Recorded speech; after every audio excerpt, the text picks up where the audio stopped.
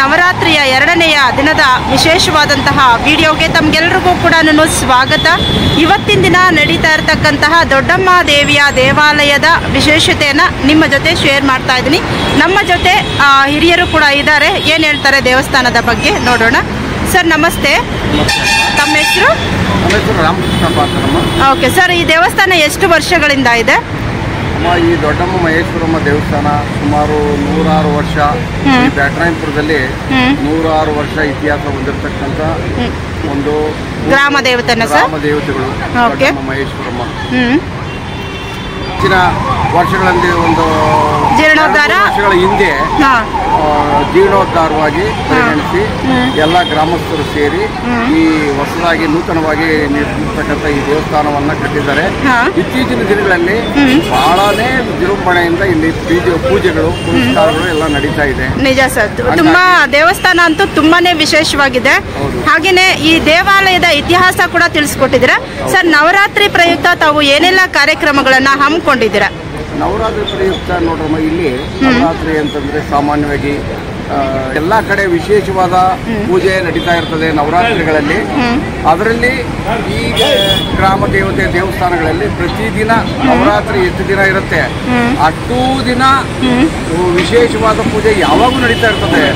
ಅಂಥದ್ರಲ್ಲಿ ಈ ನವರಾತ್ರಿಗಳಲ್ಲಿ ಮಾತ್ರ ಪ್ರತಿದಿನ ವಿಶೇಷ ಪೂಜೆ ನಡೀತಾನೆ ಇರ್ತದೆ. ಒಬ್ಬೊಬ್ಬರು ಒಂದೊಂದು ದಿನ ಅಥವಾ 4-6 ಜನ ಸೇರ್ಕೊಂಡು ಒಂದೊಂದು ದಿನ ಕಾರ್ಯಕ್ರಮ ಮಾಡ್ತಕ್ಕಂಥ ಒಂದು ಪದ್ಧತಿ ನಮ್ಮಲ್ಲಿ ಸರ್. ಹೌದು, ನವರಾತ್ರಿಯ ಮೊದಲನೇ ದಿನ ಶೈಲಪುತ್ರಿ, ಇವತ್ತಿನ ದಿನ ಎರಡನೇ ದಿನ ಬ್ರಹ್ಮಚಾರಿಣಿ ದೇವಿಯನ್ನ ಆರಾಧನೆ ಮಾಡ್ತಾ ಇದ್ದಾರೆ. ಬ್ರಹ್ಮಚಾರಿಣಿಗೆ ಯಾವ ರೀತಿ ಅಲಂಕಾರವನ್ನ ಇವತ್ತಿನ ದಿನ ಮಾಡಿದ್ದಾರೆ ಸರ್? ಅದು ವಿಶೇಷವಾದಂಥ ಪೂಜೆ. ಇವರಿಗೆ ಒಪ್ಪಂದ ಕೊಟ್ಟಿರ್ತಾರೆ, ಅವರಿಗೆ ಪೂಜೆ ಫ್ಲವರ್ ಡೆಕೋರೇಕಾರ ಮಾಡೋದು ಅಂತೇಳಿ ಡಿಫ್ರೆಂಟ್ ಟೈಪ್ ಆಫ್ ಅಲಂಕಾರ ಮಾಡ್ತಾ ಇರ್ತಾರೆ. ಹಾಗಾಗಿ ಅದರಂತೆ ನಡೀತಾ ಇರ್ತದೆ ಕಾರ್ಯಕ್ರಮ. ಧನ್ಯವಾದಗಳು ಸರ್. Thank you. ನಮಗೆ ಸ್ನೇಹಿತರೆ, ಇವತ್ತಿನ ದಿನ ನಾವು ನೋಡ್ತಾ ಇರುವಂತಹ ದೇವಾಲಯ ತುಂಬಾನೇ ವಿಶೇಷವಾಗಿದೆ. ನವರಾತ್ರಿಯ ಎರಡನೇ ದಿನ ಬ್ರಹ್ಮಚಾರಿಣಿ ದೇವಿಯ ಒಂದು ಆರಾಧನೆಯನ್ನ ತುಂಬಾನೇ ಅದ್ಧೂರಿಯಾಗಿ ಮಾಡ್ತಾ ಇದ್ದಾರೆ. ಬ್ರಹ್ಮಚಾರಿಣಿ ಅಂದಾಗ ನಮಗೆ ವಿದ್ಯೆಯನ್ನು ಕೊಡುವಂತಹವಳು, ಹಾಗೆ ಆರೋಗ್ಯವನ್ನು ಕೊಡುವಂತಹವಳು ಬ್ರಹ್ಮಚಾರಿಣಿ. ಇಂತಹ ಬ್ರಹ್ಮಚಾರಿಣಿ ಆರಾಧನೆಯನ್ನ ಯಾರನ್ನ ಮಾಡಬಹುದು ಅಂದರೆ ವಿದ್ಯಾರ್ಥಿಗಳು, ಜೊತೆಗೆ ಯಾರು ಅನಾರೋಗ್ಯದಿಂದ ಪೀಡಿತರಾಗ್ತಾ ಇರ್ತಾರೆ ಅಂತಹವರು ಇವತ್ತಿನ ನವರಾತ್ರಿಯ ಎರಡನೇ ದಿನ ಬ್ರಹ್ಮಚಾರಿಣಿಯನ್ನು ಆರಾಧನೆ ಮಾಡೋದರಿಂದ ವಿಶೇಷವಾದಂತಹ ದೇವಿಯ ಅನುಗ್ರಹ ಕೂಡ ಲಭ್ಯ ಆಗುತ್ತೆ. ಬನ್ನಿ ದೇವಾಲಯದ ಒಳಗಡೆ ಹೋಗೋಣ. ಈಗ ತುಂಬಾನೇ ಇತಿಹಾಸ ಇರತಕ್ಕಂತಹ ದೊಡ್ಡಮ್ಮ ದೇವಿಯ ದೇವಾಲಯ, ಇಲ್ಲಿನ ಗ್ರಾಮ ದೇವತೆ. ನಾವಿಲ್ಲಿ ಬ್ಯಾಟರಾಯನಪುರ ಕಾನ್ಸ್ಟಿಟ್ಯುನ್ಸಿ ಅಂತ ಬರುತ್ತೆ. ಈ ಒಂದು ಲೊಕ್ಯಾಲಿಟಿಯಲ್ಲಿ ಇರ್ತಕ್ಕಂತಹ ಅತ್ಯಂತ ಪ್ರಸಿದ್ಧ ದೇವಾಲಯ, ಪುರಾತನ ದೇವಾಲಯ. ಇತ್ತೀಚೆಗೆ ದೇವಾಲಯ ಜೀರ್ಣೋದ್ಧಾರ ಕೂಡ ಮಾಡಿದ್ದಾರೆ. ತುಂಬಾನೇ ಪ್ರಸಿದ್ಧವಾದಂತಹ ದೇವಿಯ ದರ್ಶನವನ್ನು ಕೂಡ ನಾವೀಗ ವಿಶೇಷವಾಗಿ ಮಾಡ್ಕೊಳ್ತಾ ಇದ್ದೀವಿ, ನೋಡ್ತಾ ಇದ್ದೀವಿ. ದೊಡ್ಡಮ್ಮ ದೇವಿಗೆ ವಿಶೇಷವಾಗಿ ಅಲಂಕಾರವನ್ನು ಕೂಡ ಮಾಡಿದ್ದಾರೆ. ಪತ್ರೆಯಿಂದ ಅಲಂಕಾರ ಮಾಡಿರೋದನ್ನು ನೋಡ್ತಾ ಇದ್ದೀವಿ. ತುಂಬಾ ವಿಶೇಷವಾಗಿ ಇವತ್ತಿನ ದಿನ ದೇವಾಲಯದಲ್ಲಿ ವಿಶೇಷವಾದಂತಹ ಪೂಜೆ, ಅಲಂಕಾರ ಎಲ್ಲವೂ ಕೂಡ ನಡೀತಾ ಇದೆ. ನವರಾತ್ರಿ ಎಂದ ತಕ್ಷಣ ಕರುನಾಡಿಗೆ ಹಬ್ಬ. ಯಾಕೆಂದರೆ ವಿಶ್ವದಾದ್ಯಂತ ಪ್ರಸಿದ್ಧವಾದಂತಹ ಮೈಸೂರು ದಸರಾ ನಡೆಯುವಂತಹ ಸಂದರ್ಭ.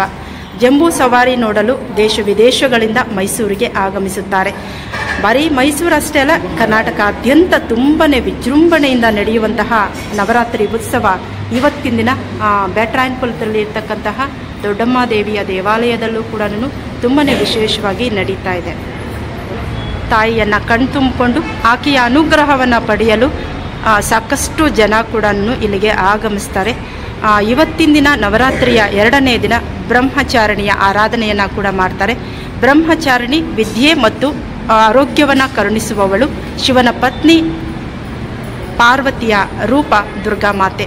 ಅಂತಹ ದುರ್ಗಾಮಾತೆಯ 9 ಅವತಾರಗಳನ್ನು ಆರಾಧನೆ ಮಾಡುವಂತಹ ನವರಾತ್ರಿ ತುಂಬಾ ವಿಶೇಷವಾದಂತಹ ದಿನಗಳಾಗಿವೆ.